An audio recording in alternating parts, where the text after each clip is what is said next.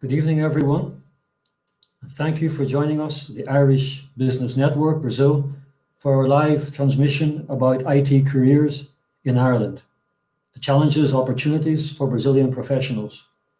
My name is Liam Gallagher. I'm the president of the IBN.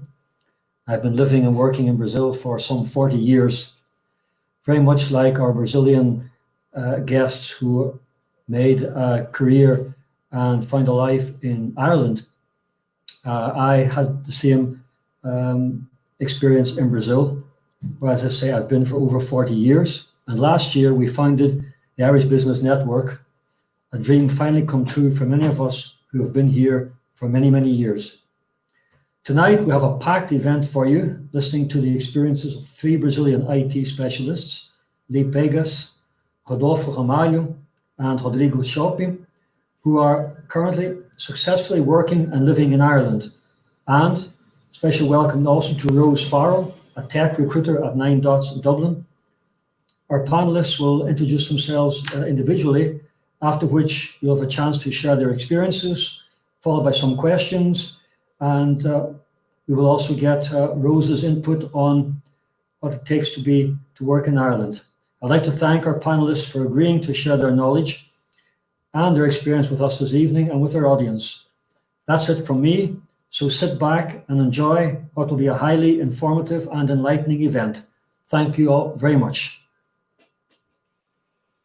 So thanks, Liam, for the intro. I would also like to start off by thanking all our guests who are taking their time to share their knowledge with us. Also those who helped out with the event. This is our first live event, as well as you guys who are watching this video. So big thank you to you all. To start off, my name is Ryan O'Mullen. I'm the Vice President of the IBN. I'm really excited about this event because it's an event about technology. I love technology. I'm a software developer, currently working at Scraping Hub. And I've been in Brazil for 6 years now. I sort of know what it's like to change country. For example, it's a bit of, in my case, it's a bit of the reverse from our speakers today. And I'm really happy that they will be able to share knowledge, which is really helpful when you're going to work in a different country. So to talk about the event will be in two parts. So the first part, we'll be talking to our three Brazilian guests who are all IT professionals working in Ireland. And then afterwards, we'll be talking with Rose from 9dots, who's a senior tech recruiter, who will share some really valuable information to make your profile be more attractive to Irish companies. And at the end of the event, we will be picking out your questions in the comments. So don't forget to comment, guys. Leave your questions down below, and at the end, we'll go over them and answer them with our guests, okay? I'm gonna ask our first guest to join us, who is Lee Pegas. Lee Pegas is a DevOps cloud support engineer, that's right, at Amazon Web Services, AWS for the techies. Tell us a bit about yourself. So I'm Lee, I'm 31. I've been in Ireland for a little over a year now. I have an academic background, so I started my career in academic maths, and then I made a career change to IT a few years ago. I work in an area of AWS that supports mostly products associated with DevOps, CI/CD, and containers. So that's the AWS support service, if you know it. And I made this change a little over a year ago. I'm very happy about moving to Ireland to work. Awesome. We'll talk about that with our other guests just in a moment. I'd like next to call Rodolfo Ramalho, who is a senior IT systems admin. That's right? Yeah. So I'm Rodolfo. I'm 34 years old. This is my second time living in Ireland. So I work in an Irish company. It's called 4 Property, number 4 Property, and as a system administrator, and I as acting as a team leader as well. So yeah, kind of like my day-to-day is just system administrator basis. Like. Awesome. We'll get to talk about that soon with our next guest, Rodrigo Chop, who's a tech lead. That's right, at TaxWorld. Also, all of you guys are mostly in Dublin. Yeah, I'm in Yes, Dublin. Yeah. Okay, Rodrigo, So- can you tell us a bit about yourself? Yeah, Rodrigo from Brazil, working with. Actually, I'm a kind of the mix today. It is not a tech lead, but this is a small team. So basically, I'm a full stack developer with some approaching in the DevOps as well. Like doing more continuous integration. These all parts related to the system we are building now. So yeah. Okay, awesome, great. Okay, and then we'll call in Rose, who we'll be talking to in the second part of our event, but just introduce yourself. Hi, I'm Rose. I'm a tech recruiter with a small agency called Nine Dots. We specialize specifically on the tech market, not just in Dublin or Ireland, but we kind of spread ourselves across the globe a little bit, and we have made placements in Brazil and in South America. So yeah, I'd say conservatively 50% of people that we place are either came originally from outside of Ireland or are coming from Ireland to Ireland for the first time. So it's the international market is something we're familiar with and we're comfortable with. Awesome. So you'll be telling us a bit more details about that later on. Yep, awesome. Oh, yeah. Okay. So guys, let's start off with the obvious question, right? Why Ireland? I mean, you guys didn't go to Ireland for the weather, right? Because here in Brazil, it's awesome. A little bit because the weather, like I really like it here. Yeah. But yeah, I think one of the main reasons was the fact that Ireland's like a big tech hub in Europe. So thinking about my long-term career, this was really good choice. Even thinking beyond Amazon, most of the big tech companies have big offices in Ireland. And so it's a really good perspective long-term. There's also, I like the culture of the country in general. It's something that I identify with. I like the direction in which the country is going. And another important point for choosing Ireland is that it's an English-speaking country, so I didn't need to learn yet another language. So I think those were kind of the main reasons why I chose Ireland. What about you guys? Anything which made you choose Ireland? Well, basically the same, kind of the same. Actually, the beginning when I decided to move it to another country, to improve my English, to learn new cultures and everything, I didn't choose Ireland actually. I didn't know Ireland speak English. So a friend Did you know where Ireland was on the map at least? Yeah, exactly. I know it's in Europe, but exists the country, but you don't know nothing. Like nothing for the country. And the friends say, why not Ireland? Like they have a great tech hub and they speak English as well. Why not try it? And I'm looking for searching. And I found it's really nice tech hub, like I didn't know Google, Facebook, and other huge companies, they have a main headquarters here in Ireland, And after that, I say, okay, now is speaking my language, and why not, try to improve the English and everything in a different country. And after I discovered the culture is very similar to what I'm looking for, like it is calm place. I came from São Paulo, so São Paulo, it's crazy sometimes. And I'm trying to find something more quiet. So I say, why not Dublin, Yeah, I think like Dublin's like not even the size of, it's only the size of a couple of neighborhoods of Sao Paulo. Like Sao Paulo is a lot of people, a lot of concrete. Everything's crowded. Yeah. What about you, Rodolfo? Anything that attracted you to Ireland? Yeah, the first time that I live here, I never thought to live in Ireland. So it was my sister and my wife's idea to my sister wants to go abroad to improve her English, and we start looking for a place. So it was really stressful in Brazil. So I'm from São Paulo, so there was working in loads of projects that was really stressful. So I need to go somewhere and improve my English as well. So I just decided to came to Ireland with my sister and my wife. For the first time was 7 years ago, and so found the job when I'm working, currently working as well. So yeah, so I kind of like the culture of Ireland is similar of Brazil as well. So I prefer the cold and the sun. So yeah.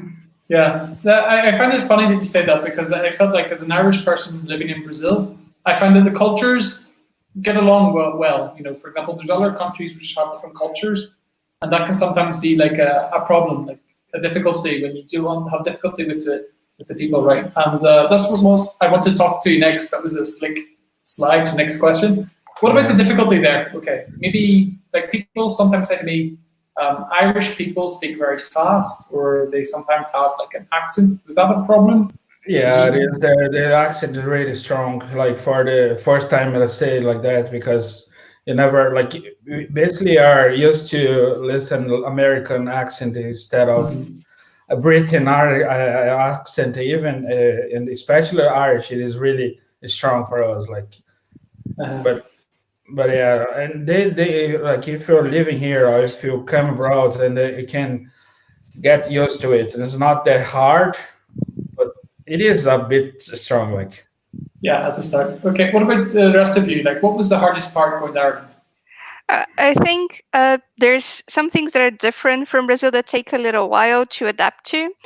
Housing wasn't really easy. It's very common here in Ireland for young professionals that are single to share houses. In Brazil, you would expect to live by yourself.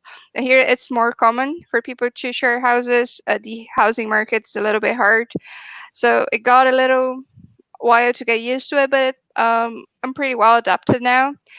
I also thought the healthcare system works in a different way that it works in Brazil. So it takes a while for you to find your way in it, to know what you need to do. It's also okay now. I got used to it, but there's some normal society differences that it takes a little while, but the accent wasn't a problem. I started listening to some Irish podcasts before I came to Ireland to get a little bit of a head start. Cool. Yeah, I don't think it is a barriers, it is just a small adjust for how the work is in Brazil and it works here, this part of rent sometimes is very annoying, you have the price is very high, and sometimes you have terrible houses. But I think it is after that it is not hard, I think it's the language is a problem sometimes, but I think it is Irish people is very kind in some aspects. This one is very kind, so sometimes they don't understand you and they ask, could you repeat? They have a patience with you. I like that. I really enjoy that. So when I moved, my English it was totally American and it was not good. Still not the best, but was not good at the beginning. And all the time I say, could you repeat? And they have whole patience to repeat with, talk with me, repeat, or put in some different ways, this part is very good in Ireland. Yeah. Yeah, for me, I remember the first days in Brazil, it was weird because just trying to spending all day listening to Portuguese. At the end of my day, my brain just shut off. I'm just no more Portuguese. I couldn't take it.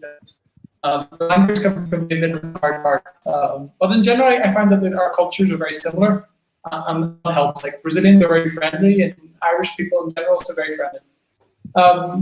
Another question. I mean, how did you get your job? Were you in Ireland when you got it? Did you get it when you were in Brazil? How did that happen? What was the process? What was their interviews like? Yeah, and in my case, it was when I was living already in Ireland, so I started looking for a job when I was living here for about 4 months, and I thought, okay, I was confident enough with my English levels, so I started sending message on LinkedIn, technical groups that I was member of, So I said, so I'm Ireland, so I'm in Ireland, so I work as a systems administrator. I'm looking for a job, etc. So a guy just sent me an email to send to my current boss. So I just sent to him. So he invited me for interviews 2 days later. And so the next week I started working for he offered me a part-time position. And after a month, I received a full-time position. So, and I worked there first time for 6 months. So, but I had to go back to Brazil because of personal reasons. And but I never left to get in touch with him. So I was all the time doing something for his company, like punctual projects, and that he needed my help with, or just as a advisor, or to do or to put my hands on and then get something done.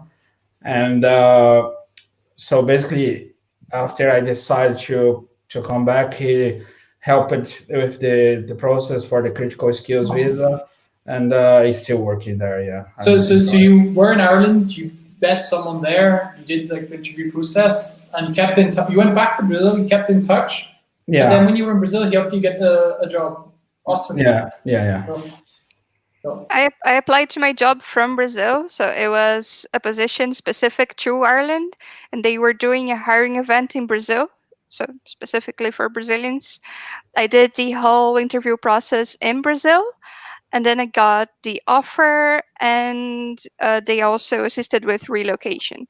So the company took care of the visa process and of my relocation as well, and some assistance to when I first got here. So. Okay. But did Amazon say that you were already going to Dublin? Because I know that Amazon also hires for other locations. Is that yeah, fair? no, this was an event specifically to hire people from Brazil to work in Dublin. Okay. So I applied for this position specifically to here. Okay. Cool. In my case, I moved to Ireland as a student using the Stamp 2 student visa. Because first, I think, to improve the English. And while that, I start to apply to some roles, because you don't know exactly if you have a good English or not, because you need to test before, So I try it, And after 1 month, I got a job offer. The guy started to do the visa process with me. Working part-time with them was Transpoco, the name of the company. They are very kind with me, with whole patience related to the process, because the visa process take, 3 months or more. And they deny in my case, because in my case, I am self-taught, so I don't have any... higher education. Yes, exactly, yeah, degree. Okay. Actually, I have a degree, but in marketing, not in IT. So they deny because of that. And while that, I'm waiting for my European passport. And the guy say, okay, continue to work with us, wait your passport, and after we hire you for a full time. So you're a great guy, so stay here. And yeah, that's it. Weird story. I mean, there's a lot of IT professionals nowadays. I mean, they sort of think show me the code, right? Higher education. Some companies value higher education. Some just want to see the code. What can you do? Yeah, I send a lot of CVs when I move it, and a few they simply deny my interview, or doesn't matter my experience, just because I don't have a degree. Just because I say, what the hell, I work more than 10 years as a PHP developer, and you say no just because of degree. So. Okay, I've got a question. One blocking point for a lot of people I've met is English. People ask how important is English in the interview process? Was it the blocker? And are interviews that different from interviews that you had done in Brazil than in Ireland? Yeah. What do you guys think? Like, is English important or not?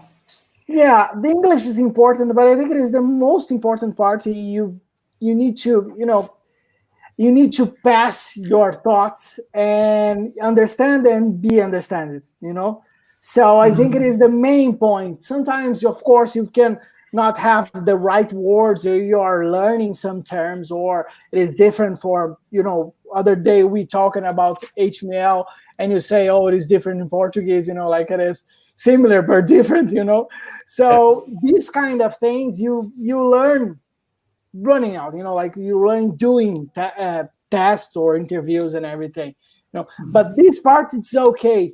But I think it is I think it's different than Brazil. Brazil have more contact, and people hire you more because you are friendly, because you are okay, you're a nice guy or not necessarily by your skills. Your skills sometimes is not too much important in Brazil. And here I think it is opposite. Your skills is much more important. Like all the time you have tasks to do it, you have something to prove, these kind of things. I think it's great, prove your quality, So I think it is this side, it is different than Brazil. Okay. You need to be able to communicate. Having an accent is not a problem. Having perfect English is not required. Yeah, you need to be able to communicate your ideas, to go through the interview process, and most companies that I know accept that your English will improve once you're here. Yeah. I find that that's something which is common, right? There are companies which hire people and know that they will improve. It's just like requires a bit of time, a bit of investment. Rodolfo, do you want to say something? Yeah, so and depends. Like Rodrigo was saying, like they are not just looking for the English level skills, but sometimes they want to know if you can, of course, understand and be understood, and if you can do the job. But depends. Like if you're not if it isn't customer facing, like you need to talk in a high level, for example, so should be okay. If you, for example, for developers, maybe you don't need to communicate a lot. You just need to understand, or I have this problem I need to solve. I need a solution. And of course, you need to understand. You need to explain maybe your plan to deal with that and to deliver. But you don't need to have a high level of English. Like, yeah. I think at the end of the day, it's really if you can pass your thoughts, which is the most important. Yeah. I think that learning another language can be really hard. And I think it's really hard to expect someone to be perfect, like speak Shakespeare. It's not possible, not going to happen, right? I have one question which came to mind is, do you guys think as foreigners, as like Brazilians, you have maybe some sort of advantage on top of like during the interview process? Hard question. I think, and my company, of course, is a very big company. I have people from all over the world in my team. I do have other Brazilians in my team, so I think that since the company had past good experience hiring from Brazil, they tend to continue to do that in the future. So I see that as an advantage. Yeah, sure. I think in my case it was not advantage, like it is. It's okay actually. They interview people from other nationalities. Irish. In my case, my team have a Mexican guy, so it was not advantage or disadvantage. Like they respect as equal everyone. Mm-hmm. Okay. Yeah. So in my case was basically as I didn't wait for the standard process was like it is a small company. It's not like Amazon. It's a huge company. Go through lots of rounds to get hired.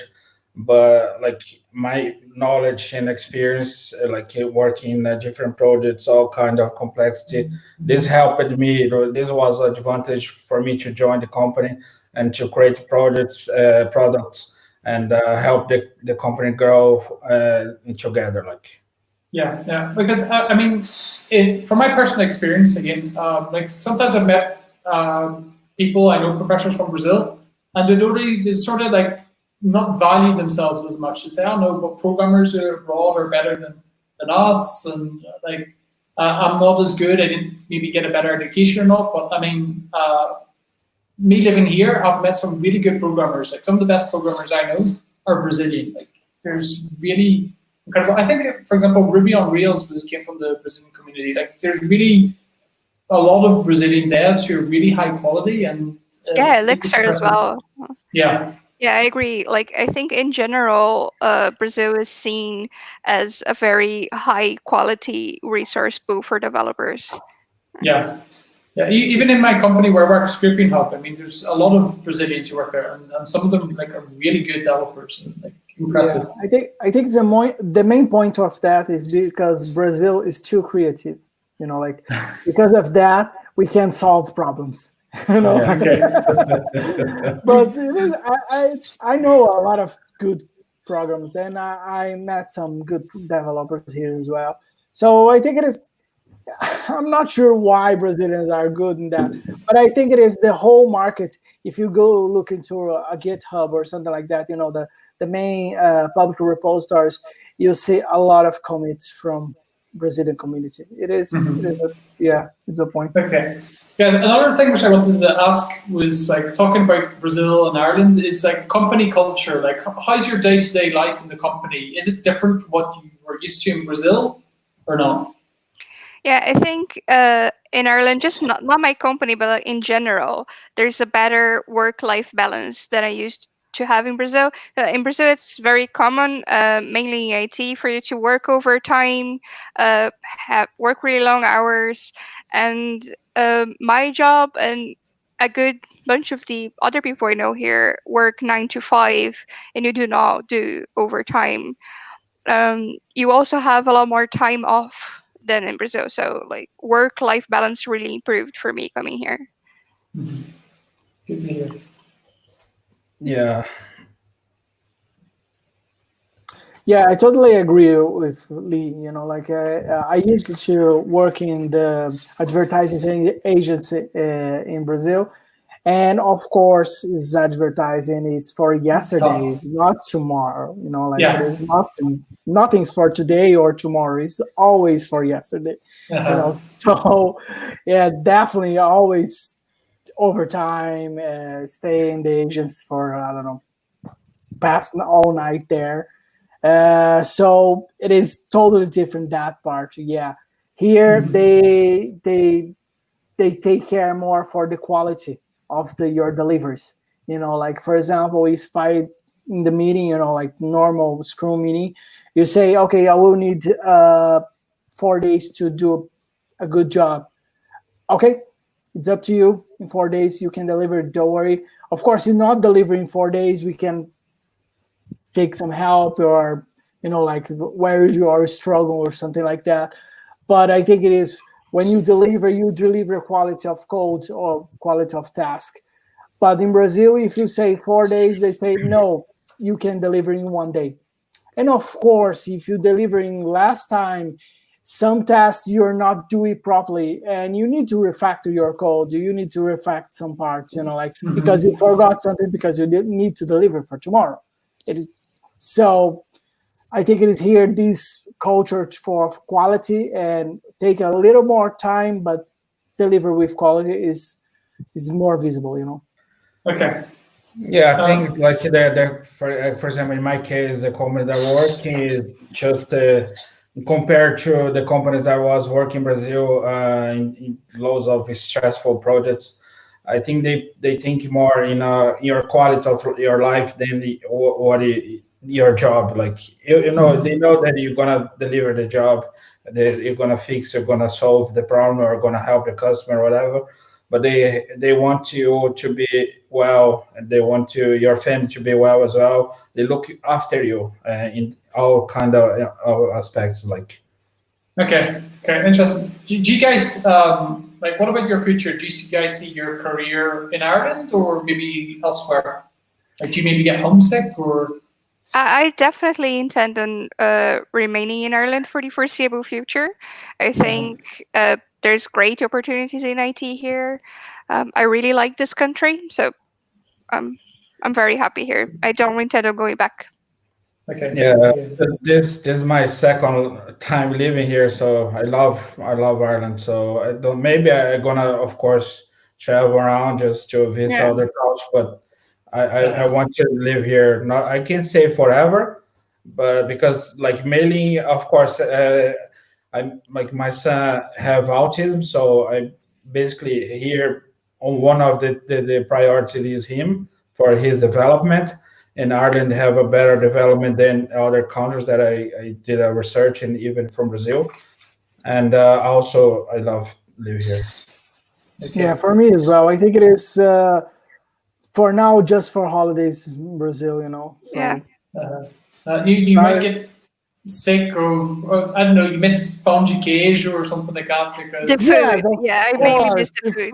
we miss it. Or and our, family, parents. But for now, me and my wife, we were okay here. yeah. For me, the food is always something. Like I've lived in in multiple countries, and food is always something which I like. Yeah. But like it's my head. Yeah, but you have a Brazilian market here. You can buy. Yeah, we do have pão de queijo. Yeah. There's pão de queijo here. Yeah, for me, pão de queijo is should be everywhere. I don't understand why yet. Maybe it's slowly going. I believe it's because of the cheese. The cheese is very specific from Brazil. Yeah, true. The way they do. Yeah. True. Okay, guys, I've got a question which I think maybe is really important. It's like my last question I'm going to ask you guys, but also it really valuable. Okay, if you had to give one piece of advice to a Brazilian who is going to Ireland or who is already in Ireland and maybe looking for a job, what information would you give them? What advice would you give them? I think Ireland has a really good meetup community. The first thing that I did when I came here was go on meetup.com, find groups that have similar interests to mine, not only professional interests, but also personal interests, and go to those meetups and find community. And this was really good for me. And I was really welcomed by Irish people, by several communities here. And I think a way to get integrated fast into our Irish society is very important.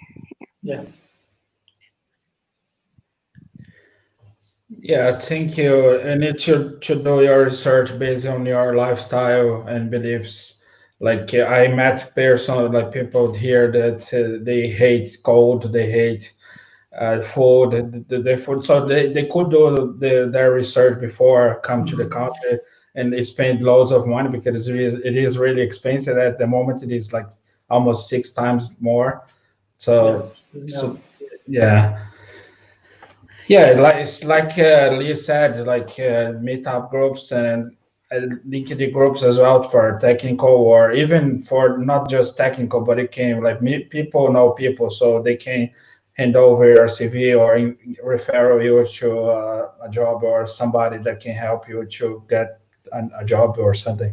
Okay, awesome. So we've got networking via meetups, which is really important. Do your research. Because you have to know where you're going, because this is a time investment and money investment. Yeah. One last one, Rodrigo. Do you have? Yeah, I think it is more related to do research, but related to the visa. Like it is the visa itself. It is not impossible, but it's not easy to do it. Like you have some steps to follow. It's very bureaucratic thing, and now I think it is probably because of COVID they have more time to do it. But before the COVID-19, they take at least 3 months to process your visa. Depends of the partner, it could be a 1 month. So it is not for, not something quick to solve it. So you need to be to have patience and of course persistent. It's not impossible, but you need to talk to the people. How is the process? A lot of people do the process, so they can share information with you and some knowledge, some advice related to this process. Yeah, I think also like doing a bit of research, there are a couple of Telegram groups, a couple of groups on LinkedIn as well to help you out. I think Rodolfo and Rodrigo, you are members of them, or also founders. So like we can put those links in the video below to help people reach out, because that information is priceless, right? Yeah, when I moved to Ireland, I thought like to find the good information was a little bit hard, and because of that, I created a group. After a few time with the group, a lot of people entered the group and asked the same questions. So I created a FAQ just because of the frequent questions, and I try to put something very very colloquial, like very common to understand how is the process to move it to Ireland. Like it is cold or not, you need the visa or not. Simple as that. Like it is very helpful. Yeah. Yeah. Okay, guys, it was awesome talking to you. You guys are going to stay with us. So if you have any questions, you can leave your comments. We'll be talking to them later. Now we're going to talk to Rose a bit. So thank you all, and let's talk to Rose. So awesome. So Rose, one question which I'm going to ask just hands-on is, I saw that some people in the comments also asked, like, what are the skills which people ask for?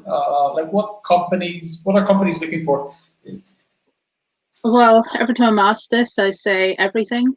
But realistically speaking, if you're going to get a work permit for Ireland, companies are going to want the more rare skills. So right now, what really in demand is good DevOps. So I mean, you've got good AWS, you've got good coding, really good Linux. That mix is super hard to find, and every company seems to want it. So if you've got that, you have a good shot at getting a visa. Good programming in nearly any language, but Python, Ruby, and then any of the kind of more funky functional languages like Go or Clojure or any of their friends, you'll get something here, because there's always companies doing something with that. Java's not a bad bet, but there's less companies willing to sponsor for it because the EU is just full of Java developers. Yeah, but normally people, like when they go to school, like they're trained in Java. Like I think the main language is Java and C. But it's not cool to be a Java developer anymore. I know out of college wants to do something else. So but everything still runs in Java, so we still need Java developers. So those skills, anything on the rarer side. I mean, DevOps is such a wide field, and it's just turning into little hybrid fields of its own, like operations and production and all of that area. But if you've got a data science, I see a comment in it. I have to, data science, not really. The market is saturated in Ireland. So unless you've got very strong data science skills, and I mean you've got a PhD, you've got very strong modeling in a particular field, it's not a great bet, unfortunately. But I've had roles where they're looking for something incredibly specific, like they're looking for somebody who's got experience in research in the proportions of the human body. And they're like, that's exactly what I want. Yeah, which is a bit funny. Like that. Which is a bit funny because I mean, you see all this like advertisement on data. I'm not gonna like bash data science a bit, but data science has always been said this is like the sexiest job in the future. This is like, and you see all these tutorials. It turns out you can write computer programs to do all that. So, I mean, you can write computer programs to do my job mostly. So, I mean, you spend most of your time trying to keep ahead of technology. Yeah. Okay. Awesome. And really strong networking in the computer networking, not the human kind. Which is also important, the human Which is kind to also get the job, important. and the networking skills to make sure you have the solid tech skills, right? Yeah. Okay. A common question would be, I mean, from someone who's Irish living in Brazil and knowing a bit of Irish culture and Brazilian culture, you can sort of see that sometimes there's a difference between CVs or how people write things, how they like. So my question basically, how does someone, for example, from Brazil, make their CV look attractive? Do they have to change it a bit? Like, what tips do you have? Yeah, it can be helpful. I'm going to share my screen here. I think somebody has to do something on the back end for this to happen. Okay. So,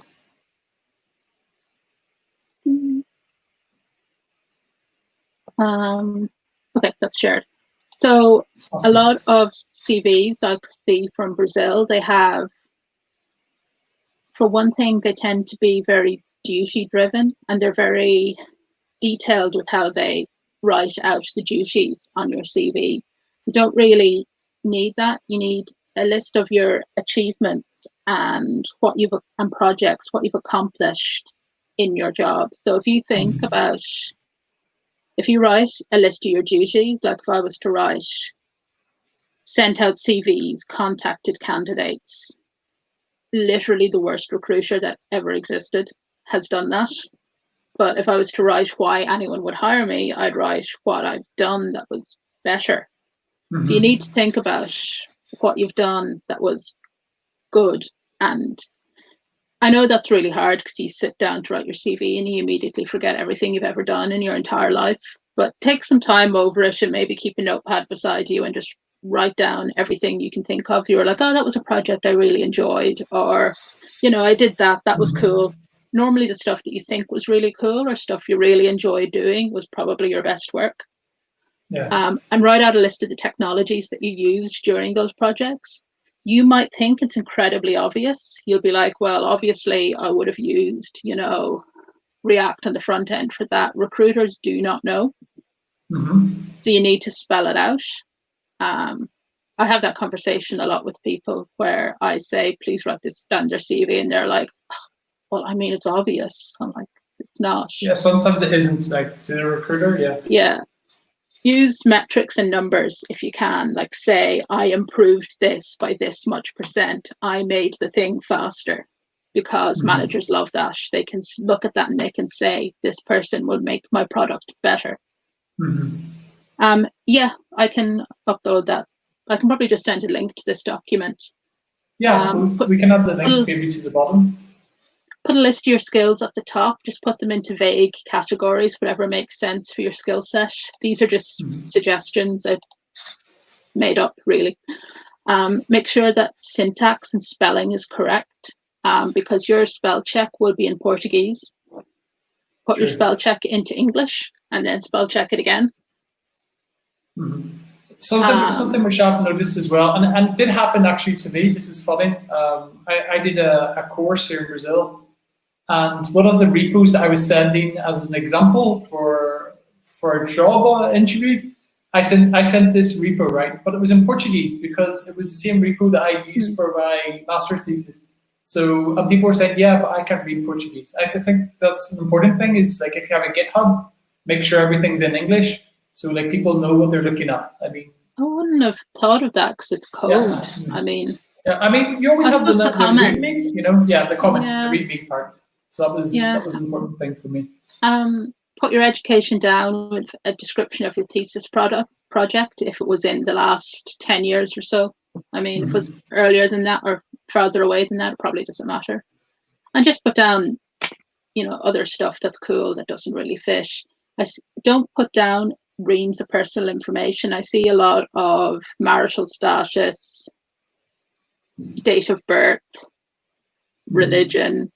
If it's personally identifiable information, don't put it down. If I could use it to steal your identity, don't put it down. You just need your email and phone number and nothing else, and a basic address like Sao Paulo. I don't need to be able to come to your house. Okay.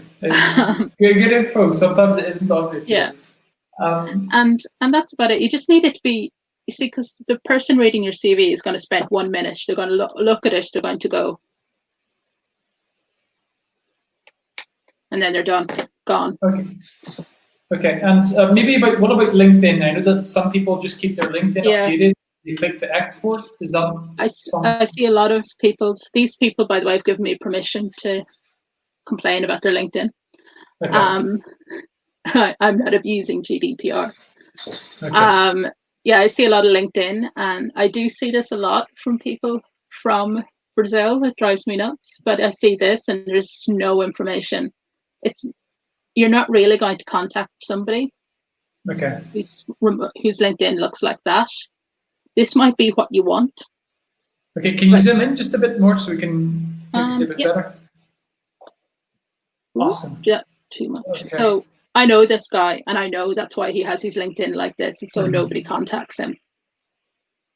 Okay. But if you want a job and you want to set yourself as open to opportunity on LinkedIn, you need to put in some information. So this is my good child.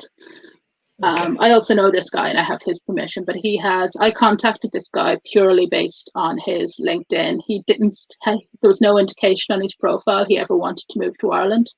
But I contacted him because he had what he'd written, what he'd done in his projects. He had the technologies down. He had the impact he had on his team. Even for his freelance stuff, he had projects down, because a lot of people don't put detail down for their freelance. They're just like, I did some freelance stuff, it doesn't matter. Okay. He had details.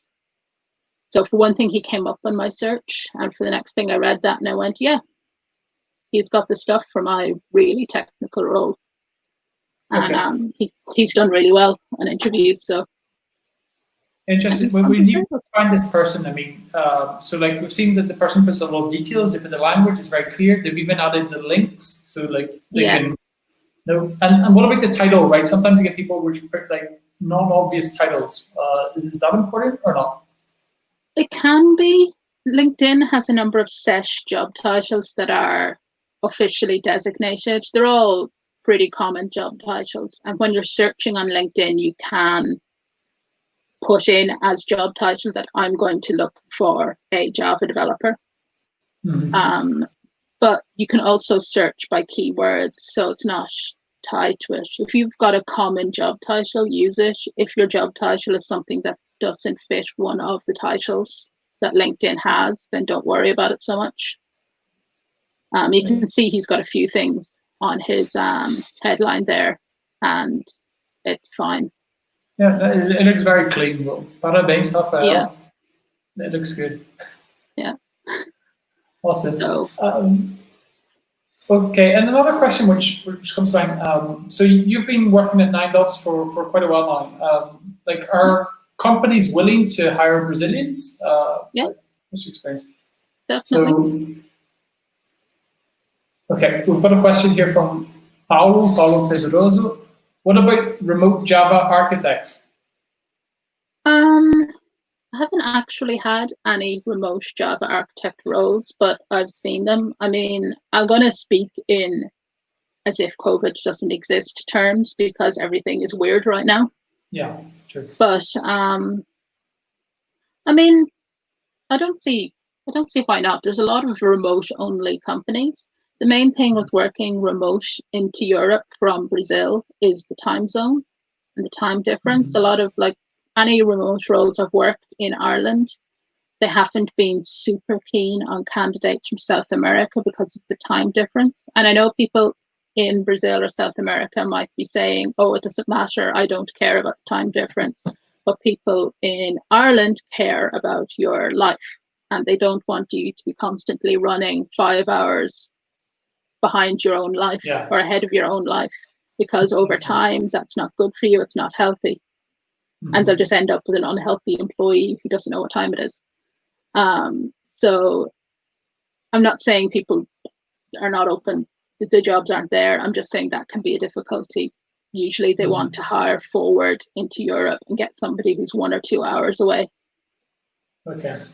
Okay. Yeah, interesting. I find that Brazil, for example, has like if you're working remote, it's mostly with the States, which works well, unless your Yeah. company is full remote and has people spread around the world, where they Yeah, have like full a remote proper is infrastructure. yeah, that's a different situation Mhm. because everyone's kind of everywhere. Okay. So you know the subject better than I do. What about visa status? Like, are companies willing to Yeah, or for not? sure. As I mentioned earlier, it is depending on key roles. Mhm. I'm still sharing my screen there. So you can see that Brazil is the second most common country for work permits to be sponsored from. Mhm. When So you the zoom first in one there. there is India. Second, Yeah, hang on. This third isn't zooming in. Oh. Yeah. No, Okay. Google Docs doesn't want to zoom in. We'll ask our Um, viewers to sacrifice their time and zoom in later when they'll rewatch the video to see all these details. Oh wait, here it is. Woo. Awesome. Yeah, great. So you can see there, and you can see that nearly all of them were accepted. I emailed the department once to ask them what was the main reason people are refused visas, and it's mostly errors on their documentation. Okay. So it's not, please go away. It's, you have made an error, please resubmit your documentation. Mhm. So for work permits, if you have an EU passport, obviously EU passport, you're good to go. If you're coming over to Ireland and you do any sort of a degree program, you can get a stamp 1G permit, which allows you to work for any company without restriction for 2 years. And usually what will happen is they'll sponsor your critical skills work permit after you've passed probation. And that's quite an easy path over. I realize that's a bit more difficult if you're coming from Brazil because the exchange rate is really not great for you guys. Yeah, so at the moment it's just gotten worse, but yeah. Yeah, so it may not be very affordable. So what's more likely is the critical skills path, which I have here on this slide. Awesome. Yes, so this is missing a lot of the detail because there's a lot of detail, but basically you need to be offered a job by a company based in Ireland. They apply for the work permit on your behalf. There's an online form that they just need to fill out. The job needs to be realistically over 60,000 euros a year, technically over 30,000 euros a year, but it's hard to get a permission when it's between 30 and 60. And the salary needs to be fair for the job. They need to not be taking the piss with the salary. They can't go, you're a Java architect, here's 30,000 euros a year. That's another reason work permits get rejected. It takes a minimum of 12 weeks. Again, this is in a non-COVID situation. Right now, everything is on hold until sometime. And as soon as you get the permit, you can start working. It lasts for 2 years. After 1 year, you can move companies, but you have to get sponsored by the next company, and it's super hard because it's just difficult. You have to start the whole process again. It takes another 12 weeks. Companies don't necessarily like doing it. If something's wrong with the company, like if you were missold the role or you're made redundant, it's a completely different situation. So don't feel like you're stuck for 2 years in a job. That's the worst.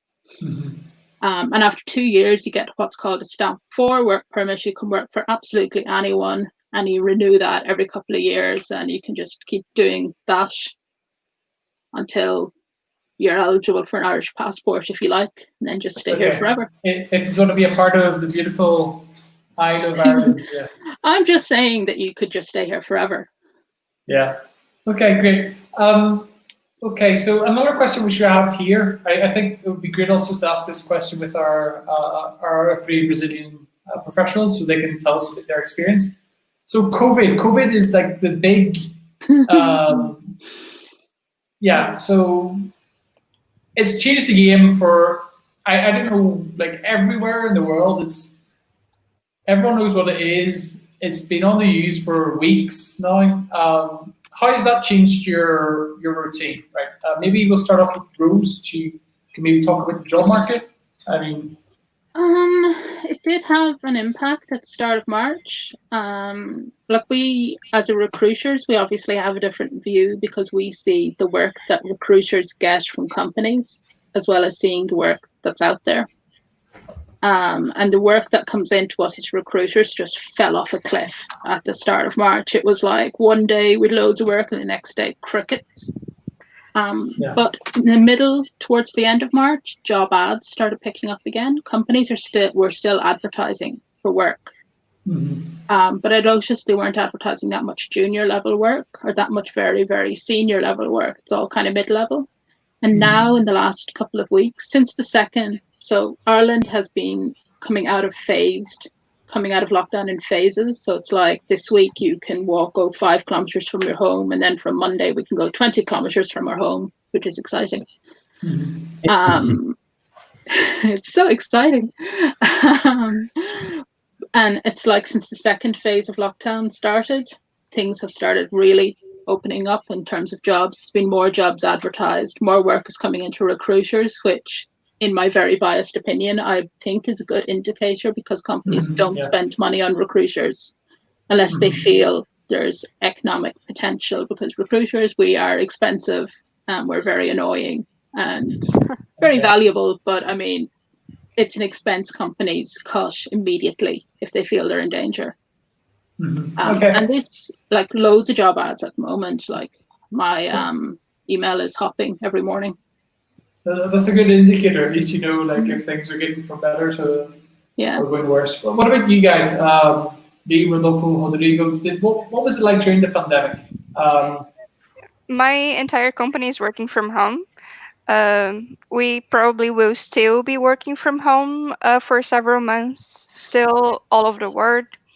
My company is still hiring. There have been people who joined the team during the pandemic lockdown. So they joined remotely and they're going to work in the office when we're all back in the office. Okay. For me, basically the same, like it is a small team. So basically everyone starts to work at home and we're doing meetings, I think it is once a week, and we have, of course, chat. We talking using the workplace, but basically, working at home. About the opportunities before the pandemic, at least 1 or 2 times that week, I received some contacts from LinkedIn. After they start the pandemic, they go into 1 email after 15 days around. So I think it is still have something, Some companies still hiring, like Amazon, for example. Some companies is still hiring, but I think it depends of the context of the company, like some case, for example, Ryanair, all the flying companies, they are stuck, So I think it is more for these backgrounds, Yeah. Sorry, go on, Rodolfo. Yeah, so my company, everyone is working from home. So basically, my company, our marketing is the real estate market. So the real estate market is being affected, but I can say not us. We are okay. But you are safe and working from home.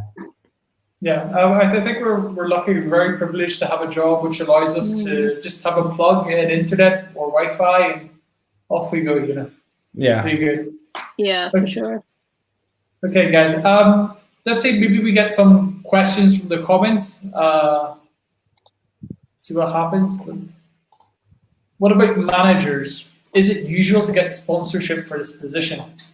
Interesting. Yeah, the more senior a role and the more, I guess, niche and hard to find a person is, the more likely it is you're going to get sponsorship. It's now, with the exception of people in AWS who they need people who are already extremely technically competent. Like you're not going to get a support engineer for a visa, really, like the kind of have you tried turning it off and on again support, because companies don't need to. Companies will get a visa for somebody when they need to. So managers, it can be hard to find a good manager. Like right now, there's a bit of a fashion, not fashion, but becoming more common for the needing managers who can code and are willing to get down and get their hands dirty. But it's hard to find somebody like that. So I could easily see somebody getting sponsored for that position. Okay, interesting. Yes, just like a reminder, I think that Rose, you do a good couple of articles on LinkedIn about processes, about visa, about the job market in Ireland. I really recommend our viewers if they to follow her, at least on LinkedIn. So I'm sorry that you're going to get a ton of invites, yeah, but I think it's really good because I've seen the quality of the information that you and the rest of Nine Dots team have put out. It's really good. It's a lot of Star Trek gifts. So sorry about that in advance. No problem. Okay, to the guests. Okay, how do the companies in Ireland deal with diversity? So gender, race, sexual orientation. Did you see it as a positive thing? Oh yeah, definitely. My team is very diverse. In several aspects, there's people from all of the world. There's people from there's a lot of women in my team, which it has not been my experience previously. Not all teams are like this. Not all companies are like this.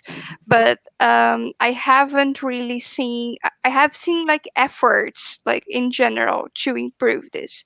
There's a lot of work to be done. It's not perfect, but I've seen efforts.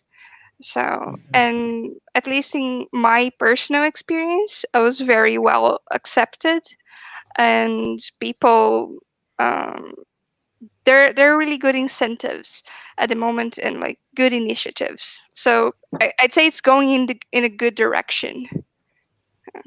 Okay, I feel the same. My company have people all over the world. We are 8 people, and we have people from China, Korean, Mexican, Irish. So I believe, I think it is Ireland. They are in the next level compared to Brazil in that part. Less problem with disrespect to diversity. They treat more like a equal. I feel that. Okay, and how do you find like Irish people in general? Do you like are friendly? Is it easy to make friends or not? Like with your colleagues? They are just going to pub. Let's have a beer. How dare you? Yeah, really, really open. Like. Okay. Good to hear. Okay, we've got a question from Natalia. So I would like to know about product owner. Okay, positions in Ireland. Okay, do you guys work with squads? I'll ask this to our IT professionals first. So what about like methodology, like software? Like you've got all these like Scrum, like squads. Well, what do you use like in your? Is it different from Brazil? That's like probably like a big question, right? This is hard to answer in my case because Amazon is very big, and this is going to depend on the team. So each team can choose what they're going to use. So it can like vary wildly. Okay. We are using in my team we use Scrum, but they have a different levels of because there are only 2 technicians in the team, me and another one. So we're using more to control the tasks between, to not forget tasks actually from our boss, our manager, because they ask about something, it is better to write down something and put it in the Trello or something like that. It's not too much technical. But in other companies I work at, they are technical, they use most of the time Scrum, agile methodologies in general, use a lot of people like not the Bitbucket, it is the Atlassian. Atlassian, it's got I use it all day. Jira. Jira, Jira, yeah, exactly. yeah.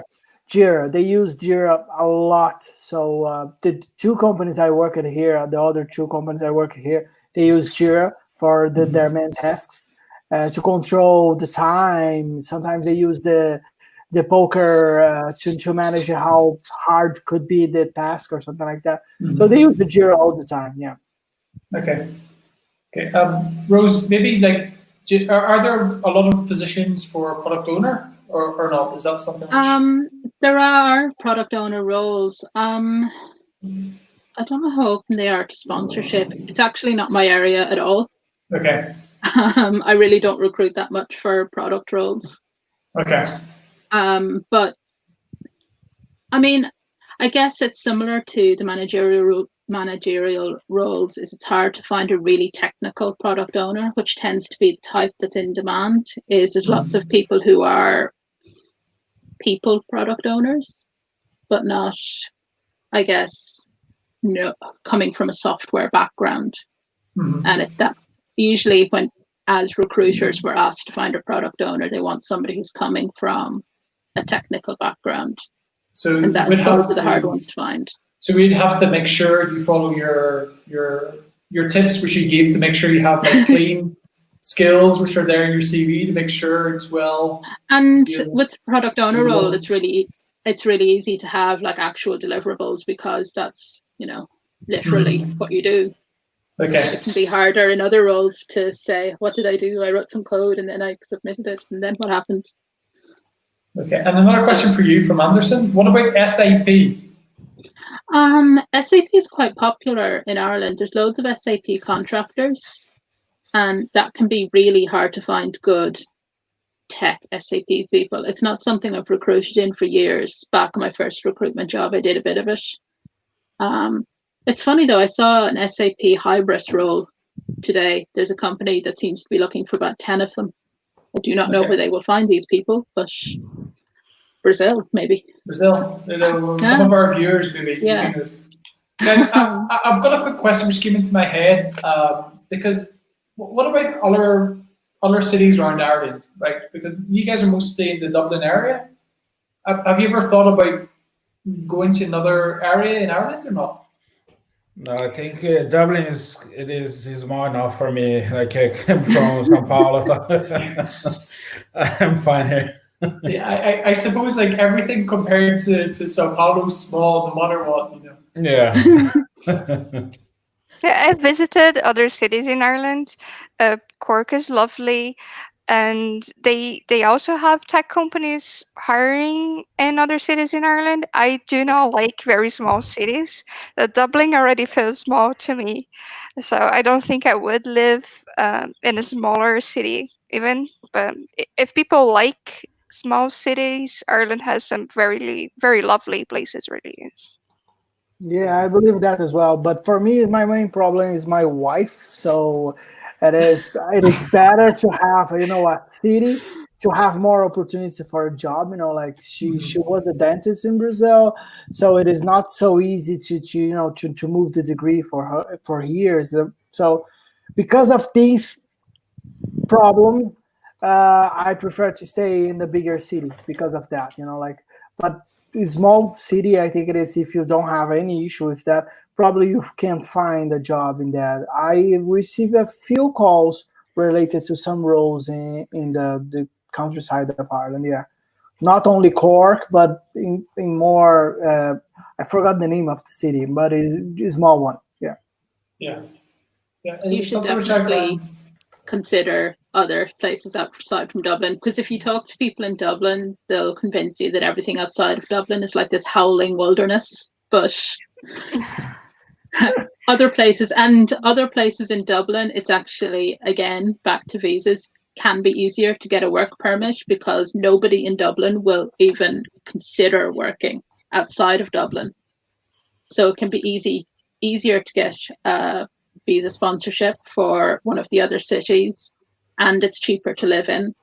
True. And the housing problem isn't that present in other cities. Yeah. And in a lot of ways they're much nicer. I grew up outside of Dublin, and I'm a perfectly normal person. You survive, you know. I survived. It's funny because living in Brazil, you sort of understand a bit what it's like. You're talking to people and say, "Oh, I come from a small city. It's only 300,000 people." You're like, "What? Small? 300,000? Small?" Yeah, it blows your mind. But Okay, Galway, guys. yeah, go on. Yeah, sorry. Go ahead. No, Galway's a lovely place. Galway and Cork are lovely, and I mean Waterford is really nice. It is tiny though. You will definitely need to drive because there's no public transportation. And if you want to go even smaller, there's some towns that are fantastic and will seem to you like they've got 5 people in them. Okay. Thanks a lot, guys. Maybe do you have any comments or last words you want to add? Maybe some advice to our viewers who are maybe looking to go to Ireland in the near future? Yeah, dedicated time on LinkedIn to expand your network. I think could be helpful, and try to join the meetup groups and LinkedIn group, technical or not technical. As I said before, people know people, they can refer you, so that could help. It could be a strategy as well. Yeah, awesome. Yeah, I'd say that if working in Ireland is something that you want, you should definitely pursue it. It's not impossible to get a visa. There's lots of opportunities, and I think it's very much worth it. If you want it, I'd say pursue it. I think it is, if you compare to other countries, Ireland is not too difficult, to get a visa. It is related to, you have a countries you need to prove some kind of amount or something like that to get a basic visa. So Ireland is not too hard if compared to. So if you really want to go to another country, meet another culture, and make new friends, why not? It is not, I will not say easy, but it's not the hardest things in the world, Yeah. It's documented, which is nice for as a tech person, you want to have documentation, and it's good to have documentation on how to go, right? There's communities, there's other people, there's people like yourself which are already there, so it is possible. Yeah. It requires effort and patience, but yeah, it is possible. What about you, Rose? Sorry, Rodrigo, go on. No. If you do your comment correct in your commit, you are fine.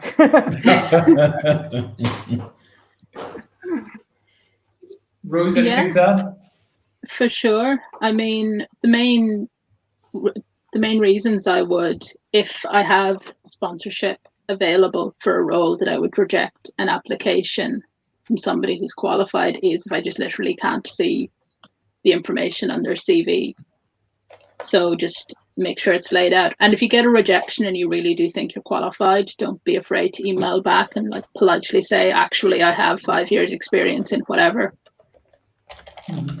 Just pursue politely. Okay, awesome. Yeah, and if there's an email address, and if there's an email address on the advert, always email the email address rather than just clicking apply, because I think for every 100 applications that I get, I might get 1 email, and I'll always pay closer attention to the email. True, yeah, it's a way to stand out, so which is great. Okay, awesome. Really good advice, guys. I'm really happy about this event.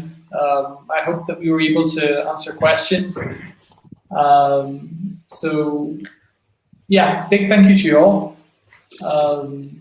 Really happy from everyone from the IBM. We're very happy that you were able to participate. I hope that we were able to answer the questions and doubts of those who watched this video.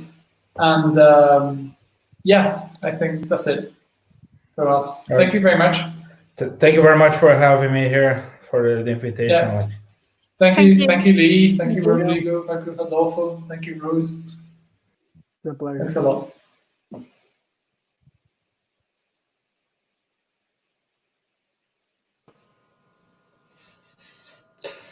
Well, unfortunately, our time is up. So I would like once again to thank our Brazilian panelists, Lee, Rodolfo, and Rodrigo, and our special guest, Rose, for sharing their knowledge and experience in what has been, I'm sure you'll agree, an enlightening and very informative event. I'm from Ireland, I'm from the north, but I learned a lot just listening to these people here this evening.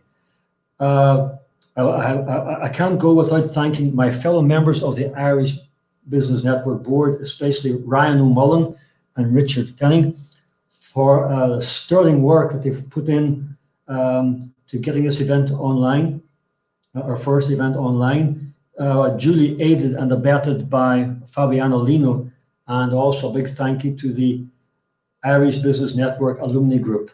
Without all these people that you don't see behind the scenes, this would not have been possible. Closing words, please do not forget to follow us on Twitter and LinkedIn. And we would also appreciate it very much if you could fill out our post-event survey. All the details will be in the description below the video. We look forward to having you join us as members of the IBN, and who knows, see you at future events. Many, many, many thanks again. Muitíssimo obrigado. Boa noite a todos.